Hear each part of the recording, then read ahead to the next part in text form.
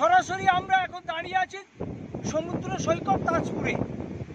আবহাওয়া দপ্তরের যে নির্দেশ যে রেমাল আসছে ঝড়, সেই ঝড়ের কিন্তু পূর্বাভাস গতকাল থেকে যেমন পাওয়া যাচ্ছে, আজকেও তাজপুরতে যে জিনিসটা দেখতে পাচ্ছি আমরা, সমুদ্রে মৎস্যজীবীরা নৌকো নিয়ে পাড়ে কিন্তু চলে এসছে। সারি সারি নৌকো, মৎস্যজীবীরা কিন্তু এখন কিন্তু আর যাচ্ছে না সমুদ্রে জাল ফেলতে।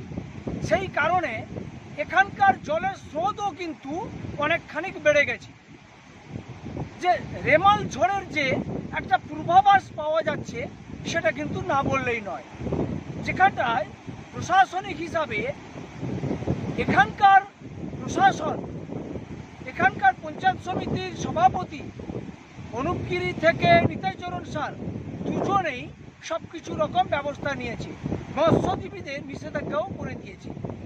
সেক্ষেত্রে মৎস্যজীবীদের এই নির্দেশ যেমন অতি গুরুত্বপূর্ণ, ঠিক তেমনি যে এখানটায় গতকালের যে ঝড়ের বাতাসে প্রচুর পরিমাণে ঝাউ গাছও নষ্ট হয়ে গেছে।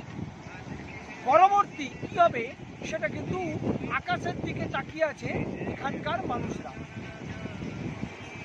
সরাসরি আমরা এখন দাঁড়িয়ে আছি সমুদ্র সৈকত তাজপুরে। আবহাওয়া দপ্তরের যে নির্দেশ যে রেমাল আসছে ঝড়, সেই ঝড়ের কিন্তু পূর্বাভাস গতকাল থেকে যেমন পাওয়া যাচ্ছে, আজকেও তাজপুরতে যে জিনিসটা দেখতে পাচ্ছি।